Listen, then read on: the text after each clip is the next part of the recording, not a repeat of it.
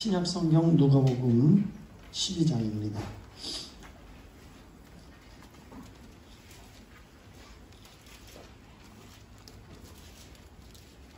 16절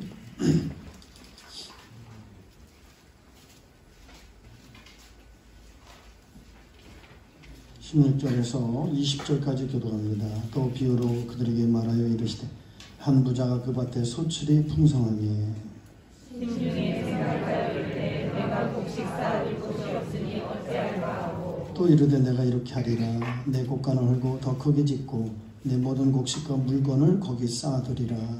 또 내가 내 영혼에게 이르되 영혼아 너를 애쓸 물건을 많이 쌓아두었으니 평안히 쉬고 먹고 마시고 즐거워하자 하리라 하되 하나님은 이르시되 어리석은 자여 오늘 밤에 내 영혼을 도로 찾으리니 그러면 내 준비한 것이 누구의 것이 되겠느냐 하셨으니 자기들을 위하여 재물을 쌓아두고 하나님께 대하여 구하지 못한 자 이와 같으니라. 아멘. 김정배 이시연 집사님 가정에서 특성으로 하나님께 영광 돌리시겠습니다.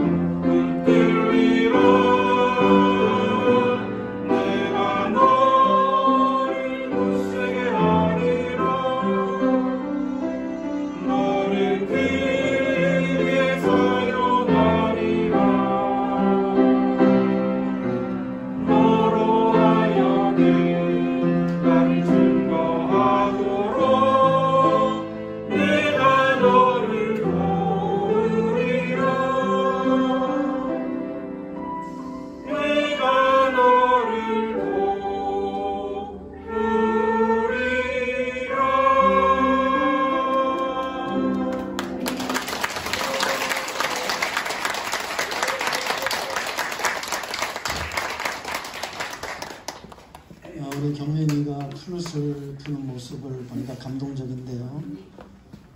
쉬운 게 아닙니다. 많은 노력을 했고, 우리 경민이가 이번에 또 커피숍에 많은 아이들 중에 또 시가 운영하는데 이렇게 취직이 된 것 또한 하나님의 은혜고요. 그래서 많은 아이들한테 용기와 힘을 주는 아이가 되면 좋겠습니다. 가사 하나하나 은혜가 됐는데요. 왜 이 찬양을 선택했는지 저는 느끼겠어요. 그럼에도 불구하고 잘 감당하고 승리케 하신 하나님께 감사와 영광을 돌립니다. 감동이 됐어요. 감사합니다. 할렐루야. 오늘 복되고 거룩한 날, 이제 2021년 마지막 주 52주 마지막 예배입니다. 변함없이 오늘도 하나님의 말씀에 계명 지켜 주의 성수하시는 여러분들의 가정과 삶 속에 하나님의 은혜와 능력과 축복이 함께 하시기를 축원합니다. 사랑의 마음을 담고 서로 눈을 마주치며 참 잘 오셨습니다. 사랑하고 축복합니다.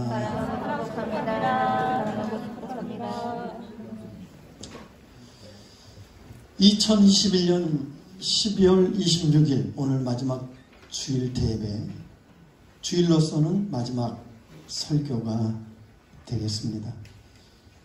저는 오늘 본문의 말씀을 가지고 어리석은 부자의 마지막 결산,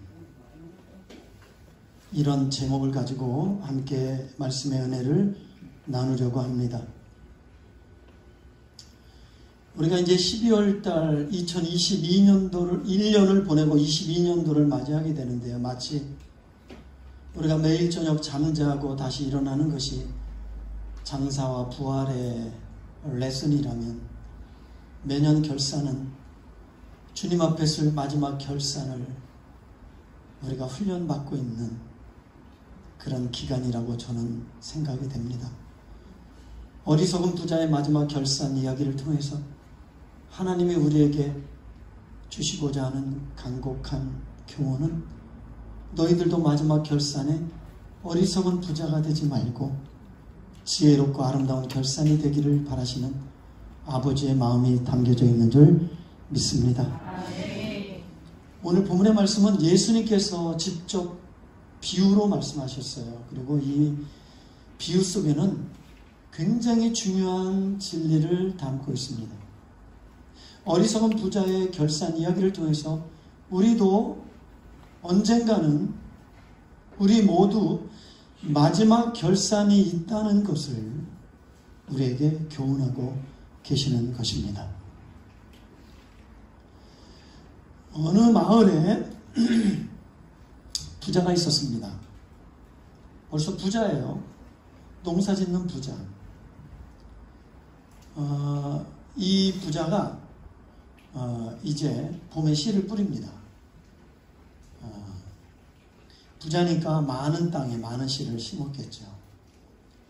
이제 여름이 이렇게 다가왔습니다. 이 여름이 다가와서 자기 땅을 살피면서 부자가 어떤 생각을 갖냐 하면 금년에 농사가 잘 될 것 같은 예감을 갖습니다. 금년에 풍년이 들면 내가 지금 가지고 있는 곡간이 부족할 것 같다, 이런 생각을 해요. 그래서 그는 부지런히 곡간 재건 일을 착수합니다. 그리고 가을이 왔어요. 이 부자가 예측한 대로 그의 농사가 풍성한 결실을 맺게 됩니다. 그래서 이 부자의 예감이 적중했어요. 그래서 이제 모든 수확을 해서 곡간에 가득 채우게 되었습니다. 얼마나 흐뭇하고 얼마나 기뻤겠습니까? 이제 농사를 다 마치고 이제 그날 저녁에 이 부자가 자기 영혼에게 이런 독백을 합니다.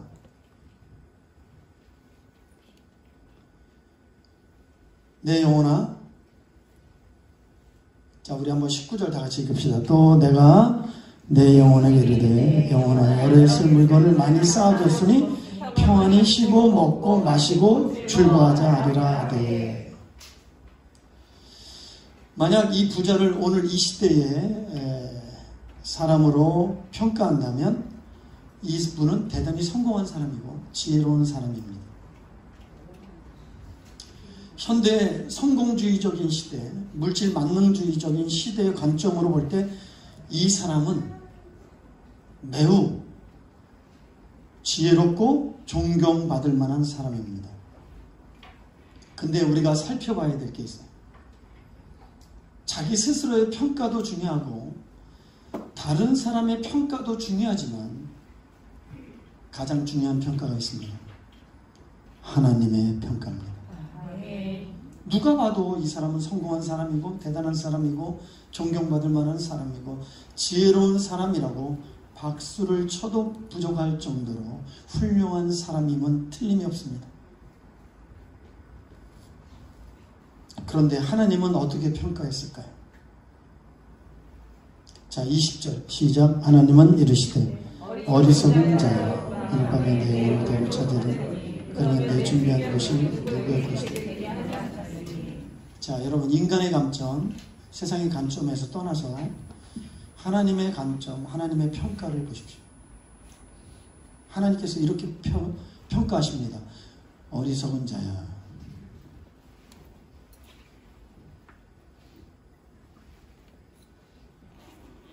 그러면 왜 하나님은 어리석다라고 말할까요? 이렇게 지혜롭고 존경스럽고 성공한 사람, 박수받기에도 합당한 사람에게 하나님은 왜 어리석다고 말씀하셨을까? 우리는 이 장면에서 우리 모두 좀 심각해져야 됩니다. 우리 모두 심각하게 생각해요. 왜냐하면 이거는 마지막 선언이기 때문에 그렇습니다. 하나님은 창조주이시며 최종 심판자이신 줄 믿습니다. 아멘이시죠? 최종 심판자 대법관이신 하나님께서 마지막 심판을 하실 때에 이 심판, 이 판결은 다시는 돌이킬 수 없습니다. 누구도 돌이킬 수 없습니다. 그런데 이 최종 심판자이신 하나님께서 이 부자를 향하여 이렇게 말합니다. 너는 인생을 잘못 살았어. 너는 참으로 어리석게 살았다. 이렇게 말씀하시고 끝난다면 여러분 어떻게 될 거예요? 기회가 없습니다. 모든 사람들이 볼 때에 참 멋진 사람, 성공한 사람, 지혜로운 사람이라고 보여졌는데 하나님의 관점, 하나님의 눈, 하나님이 보실 때 이 사람의 인생을 결산하면서 어리석은 자라고 평가하고 있습니다. 왜 이렇게 대단히 성공한 사람인 것 같은데 왜 어리석은 인생으로 추락했을까요? 이 이유를 오늘 말씀을 통하여 저와 여러분들이 우리가 도전받고 깨달아야 될 진리의 말씀입니다. 예수님께서 이 비유로 하신 말씀은 너희도 어리석은 자가 되지 말라. 너희들도 하나님 보시기에 아름답고 지혜로운 삶을 살기를 원하셔서 우리에게 교훈하시는 줄 믿습니다. 그러면 우리는 어떻게 이 부자처럼 어리석은 삶을 살지 않고 하나님께 아름다운 평가, 멋진 평가를 얻어낼 수 있을까요? 그것이 오늘 본문에서 해답을 찾을 수 있어요. 그러면 우리가 먼저 왜 하나님은 이 부자를 향하여 어리석은 자요, 우리나라 말로 직역하면 바보야, 바보처럼 사는 거예요. 어리석다고 말씀하신 이유가 무엇인가? 첫째, 물질관이 잘못되었기 때문에. 뭐라고요? 물질관이 잘못되었기 때문에. 네, 물질관이 잘못돼서. 그리고 더 구체적으로 보면 물질 사용 목적을 잘못 알고 사용하기 때문에. 물질 사용 목적. 여러분, 물질이 얼마나 중요합니까? 우리는 물질 수입을 위해서 부지런히 노력해야 돼요. 그러나 물질 수입보다 더 중요한 것은 그것을 어디에 어떻게 쓰느냐는 더 중요하다는 말씀이에요. 성경은 결코 물질이 악하다 이렇게 생각하지 않아요.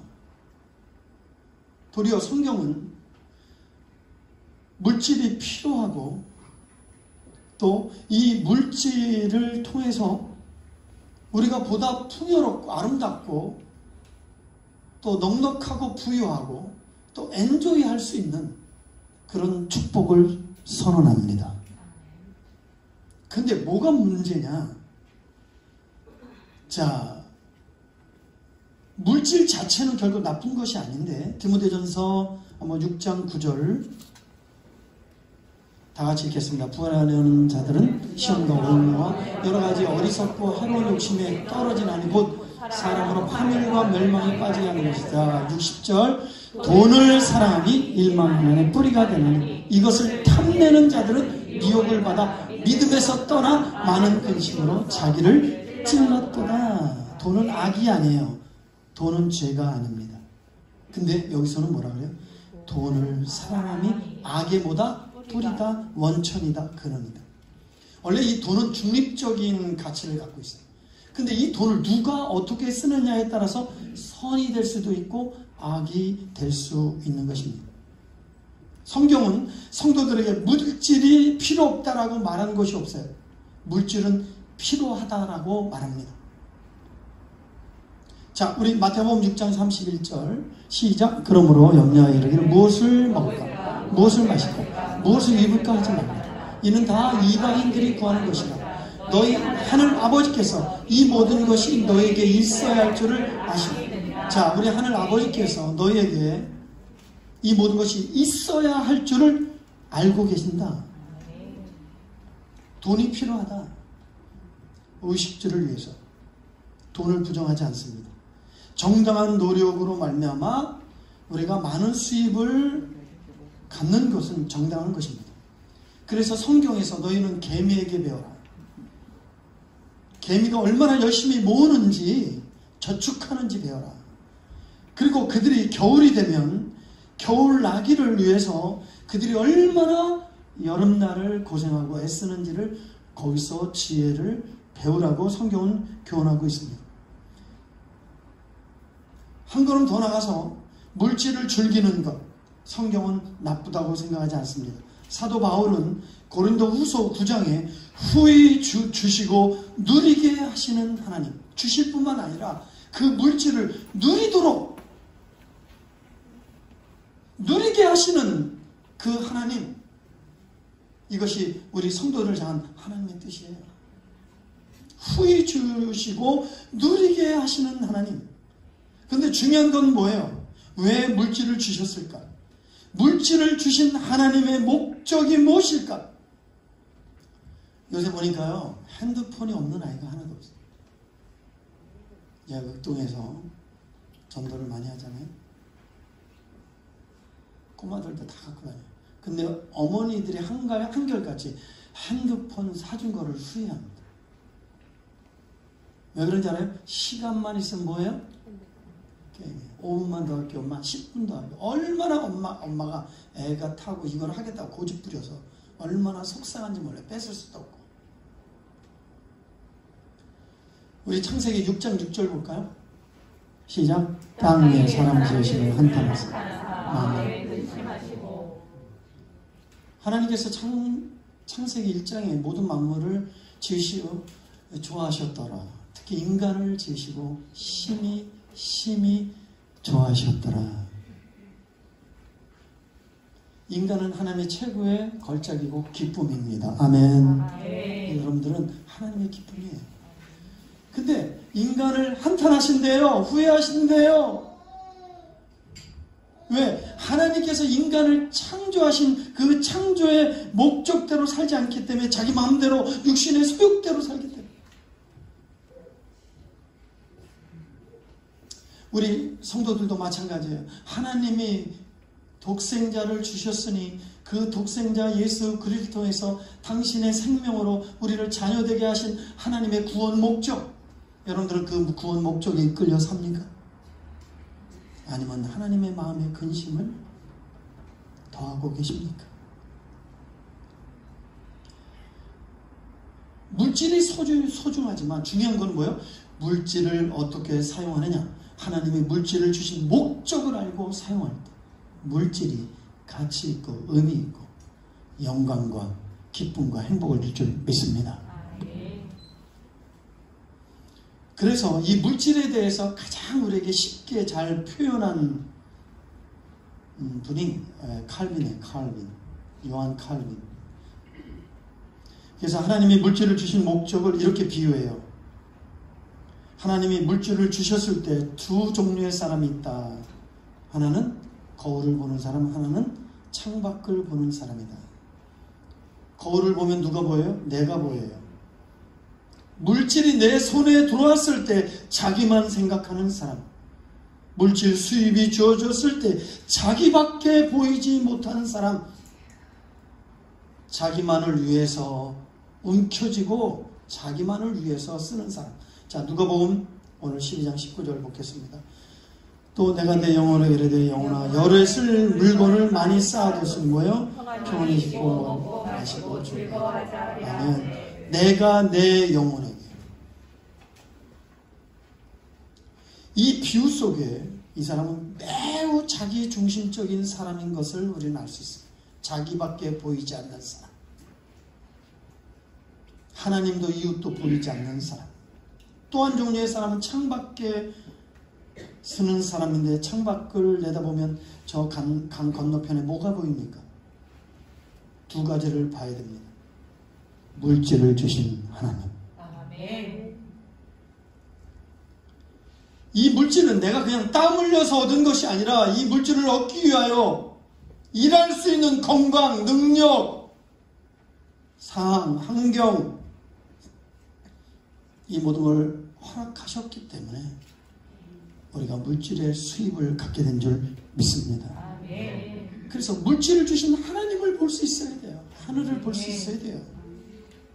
공기와 햇빛을 내려주시고 코로나 때문에 수입이 다 끊어지지 않습니까? 우리는 오직 하나님의 은혜로 삽니다. 아멘. 잊지 말아야 돼요. 또 한 가지는 창밖에 누가 보여요? 이웃들이 왔다 갔다 하죠. 이웃을 발견할 수 있어야 돼요. 어느 날 예수님을 테스트하기 위해서 서기관이 찾아옵니다. 613개 계명 중에 어떤 계명이 가장 넘버원, 가장 중요합니까?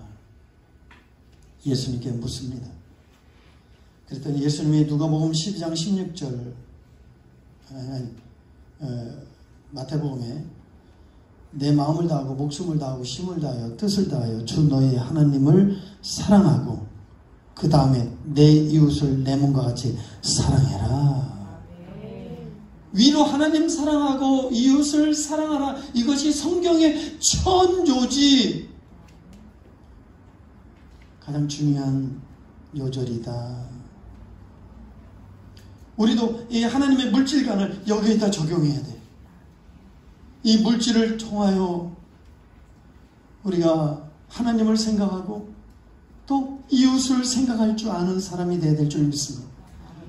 기독교의 물질관, 하나님께서 주신 하나님 물질을 주신 목적, 하나님을 생각하고 이웃을 생각할 줄 알을 때 바르게 사용할 수 있어요. 그러나 오늘 본문의 부자의 고백 속에는, 자, 우리 16절 한번 읽겠습니다. 16절의 시작. 또 비유로 17절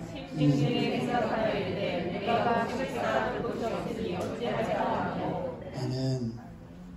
이 사람은 오직 관심이 내가 이렇게 하리라, 내 곡간을 헐고 내가 크게 짓고 내 모든 곡식과 물건을 거기 쌓아두리라, 내가 내 영혼에게 이르되. 이 사람은 잘못된 인생관을 갖고 있습니다. 내 인생은 나의 것, 이 물질도 나의 것. 이 본문의 이야기의 아주 중요한 정점, 결말, 이 부자의 인생에 있어 마지막 밤에 하나님은 이렇게 얘기합니다. 어리석은 자야, 오늘 밤에 내 영혼을 도로 찾으리니 그러면 내 것, 내가 예비한 것이 누구 것이 되겠느냐. 아주 재밌는 표현이죠. 너가 지금 죽으라고 모았던 그 모든 것 누구 것이 되겠느냐. 오늘 밤 내 생명을 취하면. 그러니까 이 말씀을 통하여 하나님께서는 이 부자에게, 이 부자가 무엇을 깨닫기를 원하십니까? 이 모든 것의 주인은 누구라고? 하나님. 나야, 하나님이야. 우리 그리스도인의 올바른 기독교적 물질관은 헌증의 삶을 살아야 됩니다. 사랑하는 성도 여러분, 질문합니다. 정말 예수 그리스도가 나의 구원자이며 나의 주님이라고 믿는 분 아멘 합시다. 아멘. 그게 그리스도인이죠. 그리스도인이죠. 나의 주권을 인양해서 나의 모든 삶의 주인, 바로 키리오스, 나의 지배자, 통치자, 바로 주님이십니다. 아멘. 그렇다면 우리의 모든 소유권까지도, 내가 모든 소유, 심지어는 내 생명, 내 자녀도 다 주님의 것이라고 인정하는 거예요. 우리는 헌증의 삶을 살아야 되는데, 그래서 주가 쓰시겠다 하라 할 때 아멘. 아니, 주인이 쓰시겠다 하는데 누가 반대하고 거부할 수, 그건 하나님의 주님 대신이 된 게 아니에요. 그건 예수님을 믿는 게 아니에요. 아니면 둘 중에 하나예요. 예수 믿는다는 것이 무엇인지를 모르는 사람이든지, 아니면 진짜 예수님을 나의 구세주와 주님으로 결단한 적이 없는 사람이지.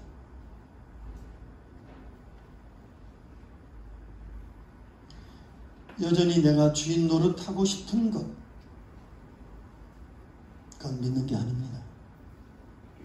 참 그리스도인들은 나의 모든 삶의 주인은 하나님이시다. 아멘. 하나님의 것이다. 아멘. 하나님의 속한 자다. 아멘. 소유권을 하나님께 드리는 거예요. 사랑하는 성도 여러분, 우리 교회가 바뀌어야 되고 변화해야 될 게 있습니다.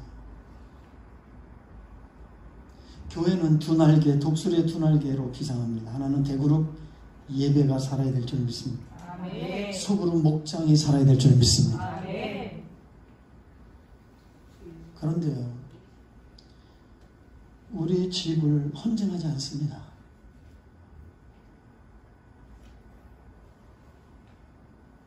여러분들이 우리 자녀에게 자전거를 사줬다고 합시다. 아이들에게 헌증의 삶을 살아야, 하나님이 주신 거야. 아무개야, 하나님이 쓰시고자 할 때 하나님께 돌려드려야 돼. 어느 미국 부부가 야영에서 이렇게 야영지에 가서 이제 숙박할 수 있는 그 차를 뭐라 그러죠? 캠핑카. 하면서 아이들을 데려다가 이렇게 얘기합니다. 얘들아, 하나님이 주셨어. 누가 필요하면 우리는 언제든지 먼저 하나님께 내드려야 돼. 이런 훈련을 통해서 우리 모든 것은 하나님의 것인 것을 고백하는 것입니다. 그런데 여러분들은 하나님이 쓰시겠다 해도 부끄러워서 귀찮아서 내놓지 않습니다. 교회는 초대교회, 원형의 교회. 제가 수십 년 목회하면서 깨달은 것은 오직 하나님의 말씀대로 순종할 때 하나님은 역사하십니다. 여기다 인본주의, 세속주의, 육신의 생각, 세상 것을 거기다가 믹서시키면 변질되고 아무런 생명 역사는 없고 여러분들 가슴 속에도 주님의 나라, 하나님이 주시는 기쁨과 평안은 없습니다. 오직 의인은 믿음으로 삽니다. 아멘. 어떤 사람들이 돈을 벌어요. 왜? 좋은 평판을 얻기 위해서. 어떤 사람은 모으기 위해서 모으는 사람, 즐기기 위해서 아름다운 바캉스, 옷, 음식, 노년의 아름다운 삶을 위해서, 후손들에게 보다 나은 삶을 물려주기 위해서. 이런 사람들 볼 때 멋져 보이죠. 아름다워 보이죠. 세상 사람들이 볼 때 대단해 보이죠. 그것은 잘못된 물질가 아닙니다.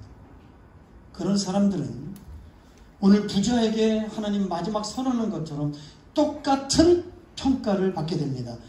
어리석은 자야, 오늘 밤에 내 영혼을 도로 찾으려니. 그러면 내 예비한 것이 무엇이 되겠느냐. 똑같은 평가를 받게 되는 것입니다.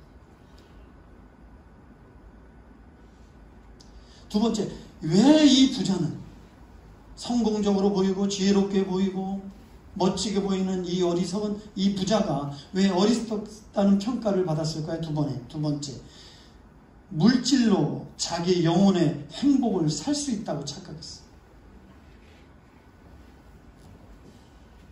물질로 자기 영혼의 행복을 살 수 있다. 여러분, 물질이 넉넉하면 인생이 편리하죠? 우리의 인생에 뭐가 편리한 겁니까? 육체입니다. 육체. 좋은 집에 살면 우리의 육체가 얼마나 안락해요. 좋은 자동차를 타고 다니면 우리의 육체가 훨씬 더 편리하고, 좋은 음식을 먹으면 우리의 육체가 얼마나 기분이 좋아집니까? 그러나 영혼까지, 속사람까지 행복할 수 없습니다. 성경은 가르칩니다. 성경은 우리에게 속사람이 있고 겉사람이 있다고 가르칩니다. 속사람은 영혼이고 겉사람은 육체입니다. 겉사람은 물질로 행복할 수 있지 모르지만 속사람은 물질로 절대 행복할 수 없습니다. 물질로 인생의 진정한 행복을 살 수가 없는 것입니다. 러시아의 수도면 과거에 베젠브루크, 거기에 한 노인이 살았는데 이름이 아카키 에비치라는 사람. 그의 평생 소원은 누가 뭐라 그래도 당신의 인생의 목적이 뭡니까? 그러면 이 사람은 고급 외투를 입고 멋진 파티에 가서 와인을 마시는 것입니다. 늘 이렇게 이야기했습니다.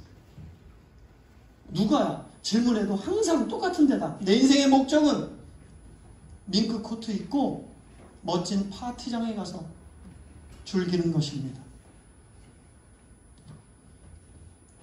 그래서 그에게 필요한 건 먼저 멋진 외투였죠. 파티장 참석하기 위해서 열심히 노동했습니다. 그리고 저축도 했어요. 드디어 외투를 샀습니다. 목적이 달성된 거죠.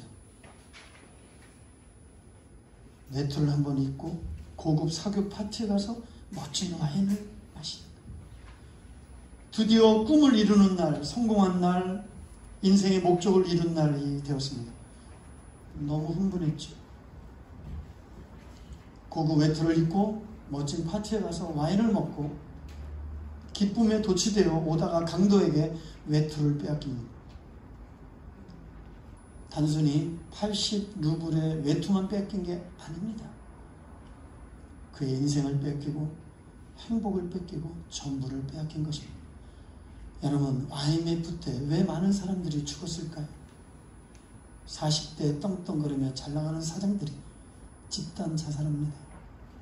가족들이 그냥 차를 타고 가다 죽습니다. 왜 그래요? 저는 이렇게 생각합니다. 사업이 무너져서, 꿈이 사라져서 인생의 목적이 잘못됐기 때문에 그런 것입니다. 저 사업이 나에게 행복을 가져다주고 삶의 가치를 가져준다고 생각했는데 하루아침에 부도가 나고 이자가 눈덩이처럼 불어나며 더 이상 돈을 빌릴 수 없고 갚을 능력이 없으니 결국 자기의 꿈은 사라지고 인생을 살아갈 의미를 갖지 못하는 것입니다. IMF 때 그 많은 사람들이 왜 자살할까요? 인생의 잘못된 목적 때문에 그런 것입니다.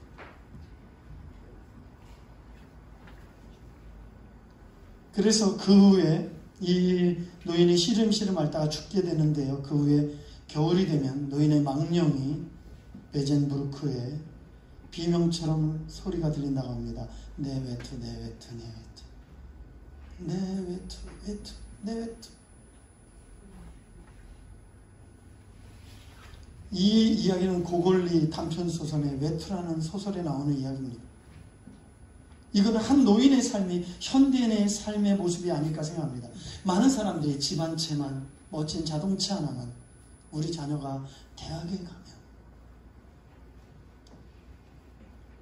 좀 더 고상한 취미로 내가 유럽 여행 한번, 세계 여행 한번, 아니면 저 전원주택, 똑같은 인생의 목표죠. 소유에서 인생을 찾는 사람들, 에릿 프롬이라고 하는 심리학자는 소유의 행복이 없다. 행복은 존재에 있다. 이게 무슨 말일까? 여러분, 성경은 창세기에 보면 인간은 두 가지로 창조되었습니다. 하나는 흙, 하나는 하나님의 생기. 흙 플러스 하나님의 생기. 인간은 두 물질로 되어 있는 거예요. 하나님의 흙으로 인간을 지으셔서 육체를 만드시고 그거에 하나님의 숨결, 하나님의 숨을 불어넣으셔서 인간이 되었다. 이것이 성경이 가르치는 것입니다. 흙은 무엇입니까? 물질입니다. 흙은 어디서 왔습니까? 세상에서 왔습니다. 우리의 영혼은 어디서 왔습니까? 하늘에서 왔습니다. 하나님께로부터 왔습니다. 이 흙은 땅을 좋아하고 땅을 사모하고 문화 문명 속에 만족할 수 있을지 몰라도 내 영혼은 하늘에서 온 것으로 만족합니다. 아멘. 하나님의 주신 것으로 만족하는 것입니다. 아멘. 여러분들은 이 진리를 알고 있습니까? 그래서 우리 예수님이 사람이 떡으로만 살 것이 아니라 하나님으로부터 나오는 영의 양식 말씀으로 살 것입니다. 아멘. 육은 떡을 요구하고 있지만 내 영혼은 은혜를 받아야 됩니다. 두 번째 탕자 얘기 잘 아시죠? 탕자가 아버지의 재산만 있으면 행복할 줄 알고 나갔는데 사업에 실패하고 노숙자가 돼서 참 처참한 꼴이 되지 않습니까? 그가 나중에 깨닫습니다. 뭘 깨달아요? 나는 아버지가 주신 것이 필요한 것이 아니라 나는 아버지가 필요하다. 뭐라고요? 아버지가 필요하다. 어떤 사람은 하나님이 주신 복, 그 복에 만족하고 심취돼요. 하나님보다 그 복을 더 좋아해요. 사랑해요. 어리석은 자입니다.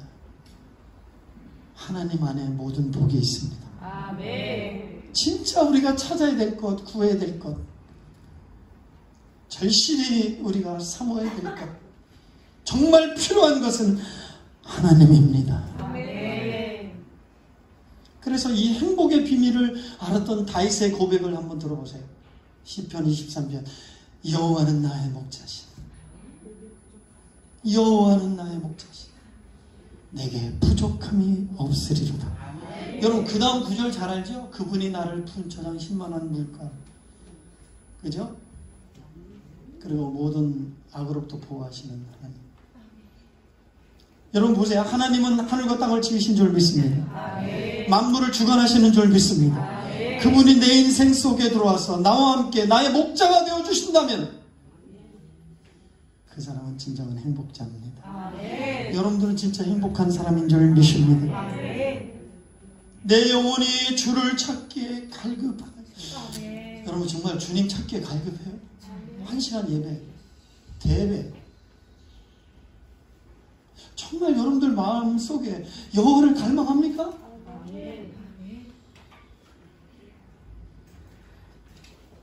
내 영혼 주를 찾기에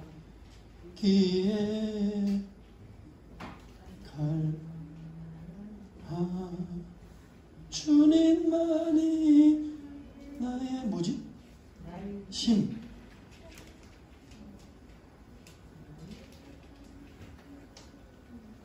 돈이 필요한 것이 아니라 명예가 필요한 것이 아니라 인간의 사랑이 필요한 게 아니라 진짜 필요한 거는 아버지가 필요한 것입니다.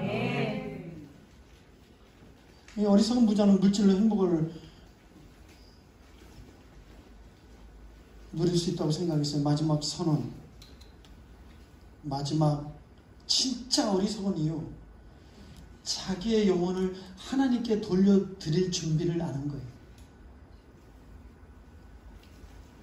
자, 우리 20절 한번 읽겠습니다. 자기를 위하여 재물을 쌓아두고 하늘에 대하여 뭐요? 부여하지 못한 자가 이와 같은 일. 자기 영혼을 하나님께 드릴 준비가 되어 있지 않았어요. 내가 지금 건강하니까 영원한 거로 착각해요. 저 유명한 솔로몬이 역사 이래에 최고의 부귀영화를 누렸던 솔로몬의 마지막 인생에 머리가 희끗하고 서양이 늘어가는 이제 짓는 그 노년 실버 그 시기에 젊은이를 향해서 이렇게 고백합니다. 인생은 헛되니 모든 것이 헛되다. 인생에 대한 결론이, 솔로몬이 이 세상을 다 누리고 내린 결론이 헛되다. 헛되다라는 말이 입김 후 사라지는 거예요. 저도 이제 머리가 거의 쉬어가는데요. 제가 벌써 이렇게 이제 60을 향해서 이렇게 빨리 갈지, 이제 그 나이 먹은 증세, 깜빡깜빡, 체력, 집중력. 요새는 설교를 준비하면 내가 한번 집중하면 막 새벽 2시, 3시에도 딱 해야 자요. 근데 요새는 그렇게 못해요.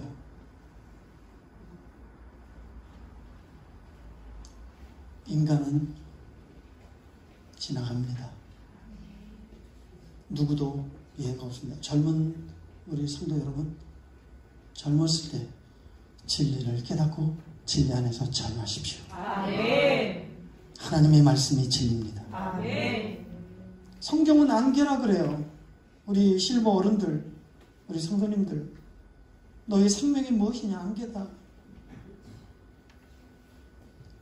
근데 여전히 움켜쥐고 세상 욕심 부리고 세상과 없어서 섭섭하고 하나님의 위로를 받으세요. 아멘. 여러분들에게 분명히 말씀드리는데요,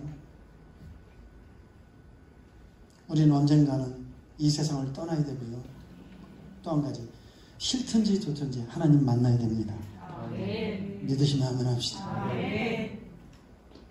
다른 건 다 준비하면서 자식 출가 준비, 사업 확장 준비, 노후 준비, 하나님을 만날 준비, 죽음의 강 건너편 내 영혼을 지으시고 창조하신 심판주 하나님 앞에 언젠가는 내 영혼을 돌려드리며 그 하나님 앞에 쓸 것입니다.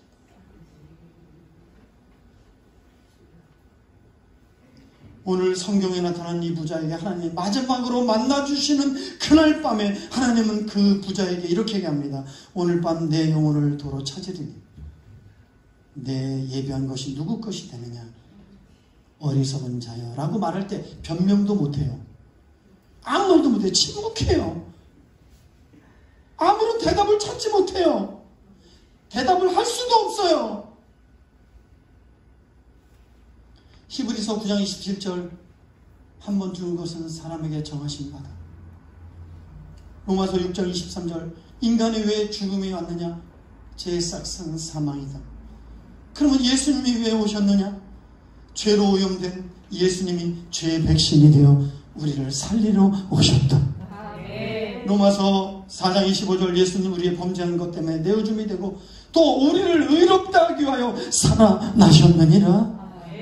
요한복음 5장 24절 그러므로 진실로 진실로 너희 이르니 내 말을 듣고 나 보내신 이를 믿는 자는 영생을 얻었고 심판에 이르지 아니하나니 사망에서 생명으로 옮겨졌느니라.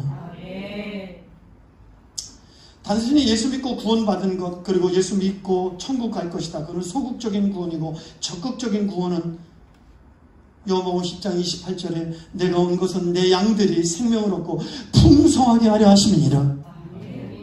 생명의 풍성도 얘기하지만 삶의 풍성을 얘기하는 것입니다. 다윗이 고백한 것처럼 내 잔이 넘치나이다.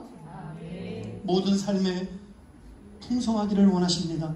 평안이 풍성하고 자유가 풍성하고 물질이 풍성하고 여러분들의 행복이 풍성하기를 원하시는 것이 바로 예수 그리스도의 소원입니다.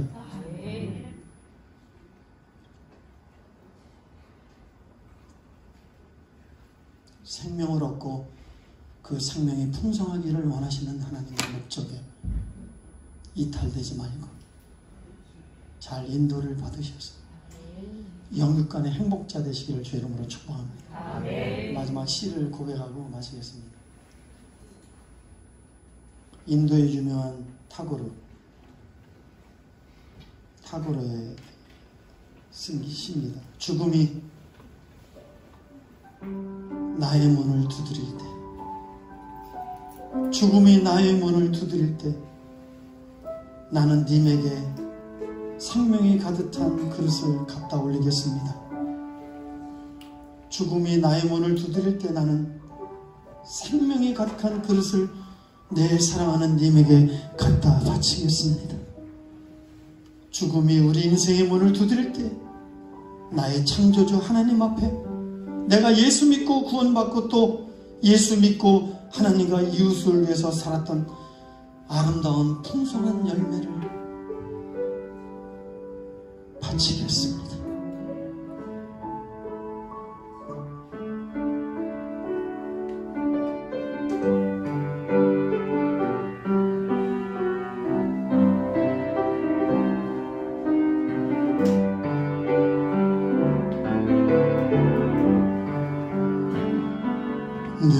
내 인생 여정 끝내요 강 건너 언덕 이를 때 하늘을 향해 말하리 예수 인도하셨네 매일 발걸음마다 예수 인도하셨네 나의 무거운 제 짐을 모두 벗고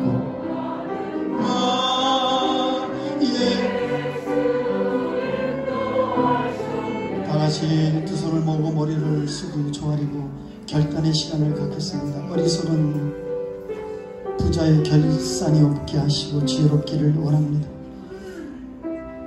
내게 물질을 허락하지만 하나님과 이웃을 위해서 사용하기를 원합니다.